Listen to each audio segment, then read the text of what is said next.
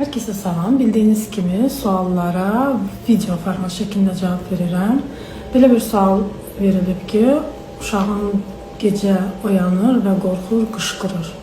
Bunun səbəbi nədir və nə edə bilərəm?